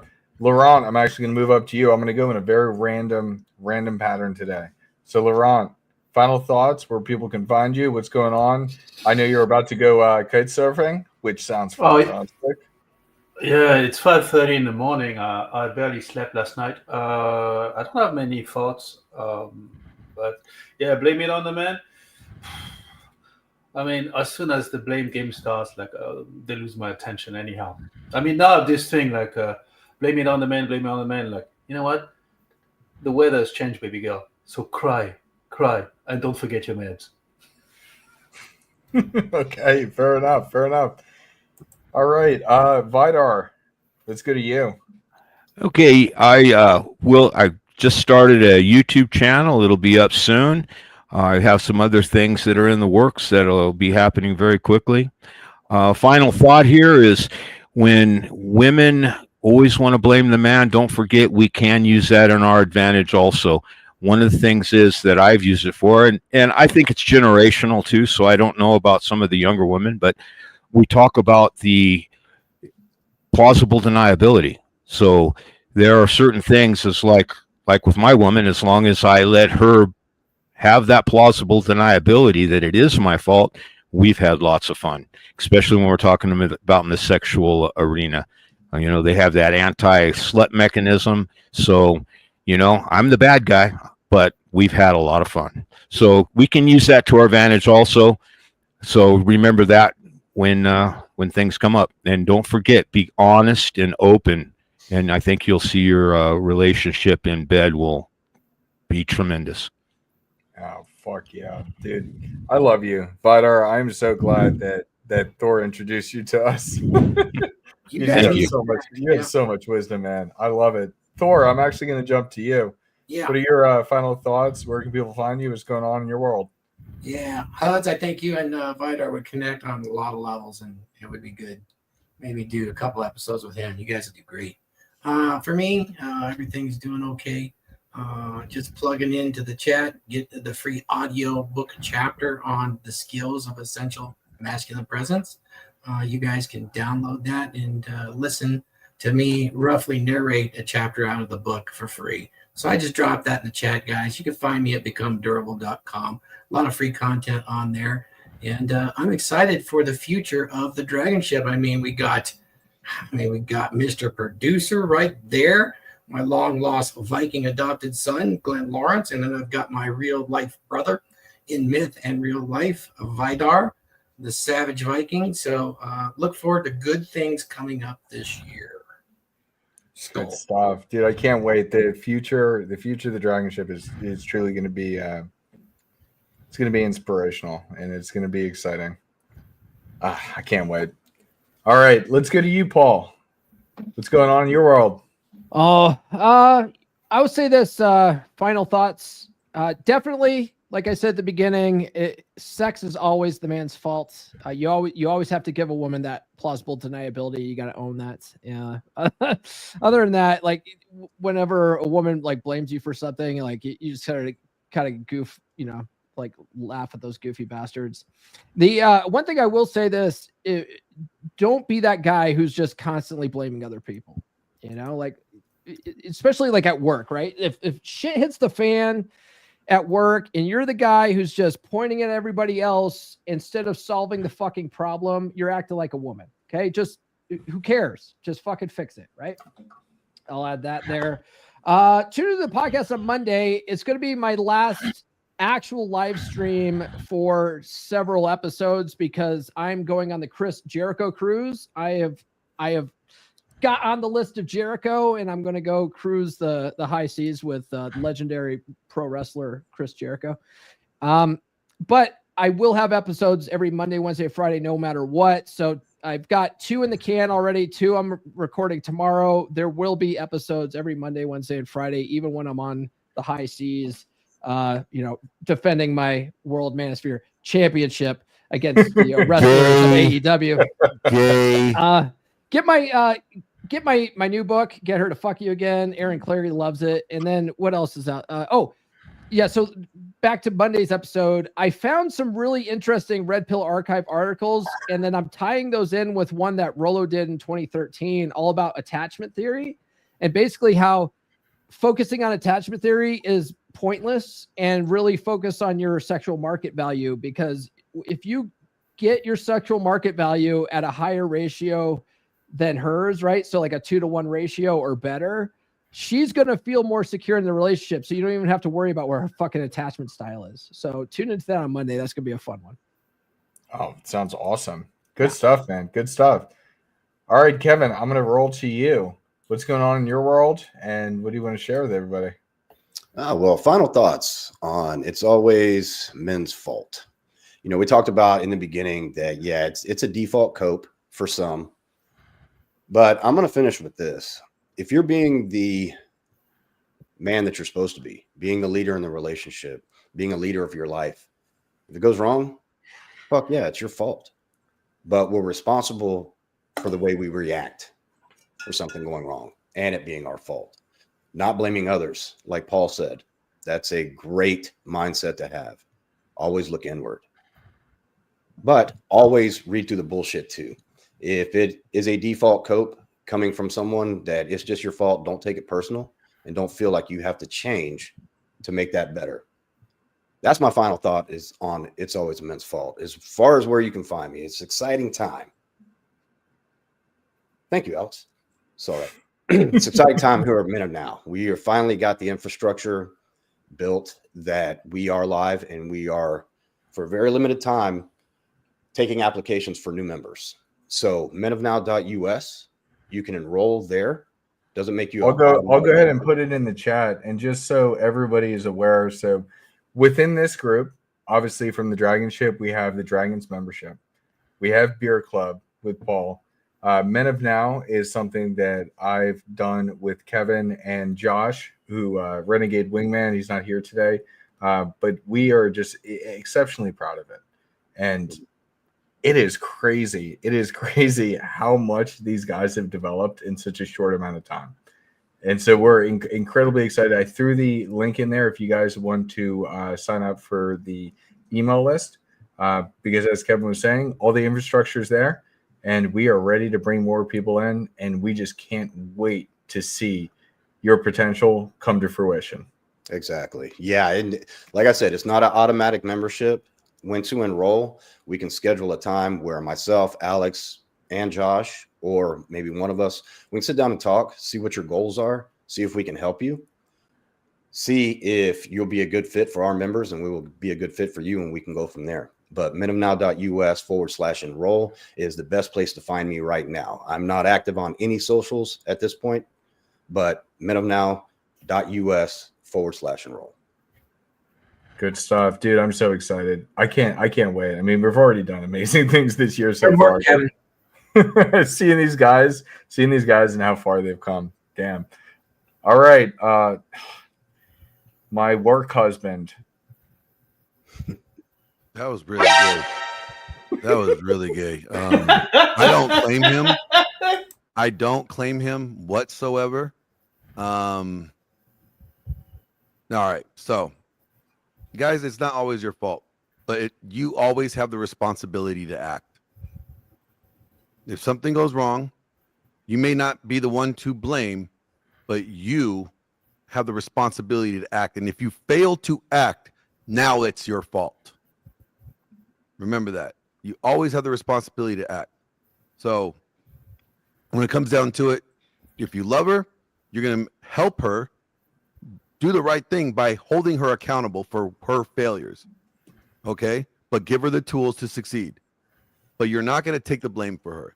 but you always have the responsibility to act. Remember those things. That's really what it is. You have the responsibility to act.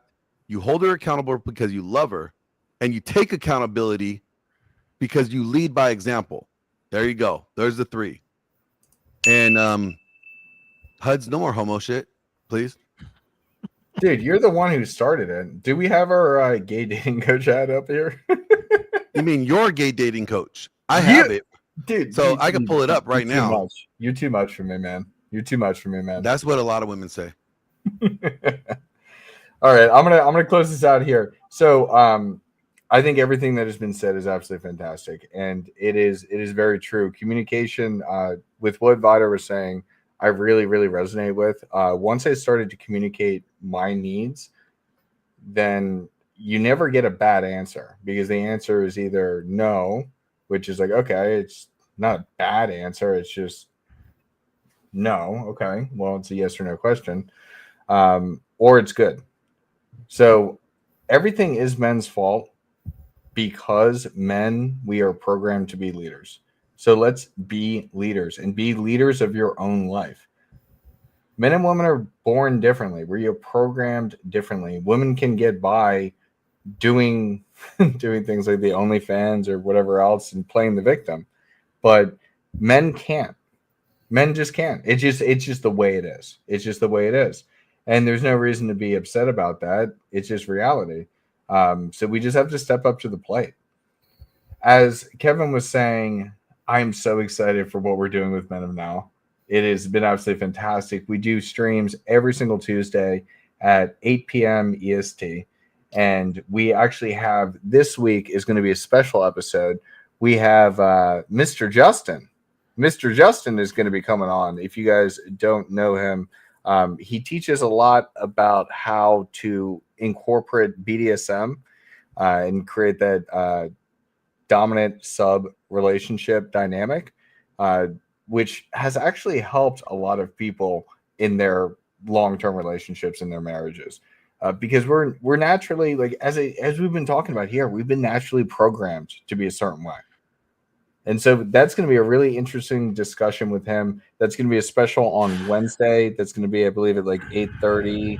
I have to double check the time. It's going to be around there, 8 or 8:30 p.m. EST. But definitely check that link if you want to sign up for the email list for Men of Now. It's just going to be a short conversation that we have to see if we're a fit, because at the end of the day, we're here trying to make men better in the current state. If we are living in this world, how do we thrive in this world? That's what Men of Now is. So we just want to make sure that we are a good match for you. Doesn't cost anything for that initial call. But gosh, I am so excited for that. And I'm so excited for the future of the DragonShip. I mean, look at these fantastic men right here. Look at this. It's going to be an amazing, amazing 2025.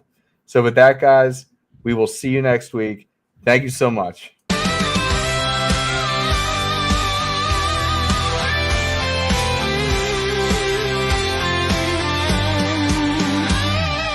waves we fought to war, brotherhood sword to sword, thunder cracked above, in these battles we love.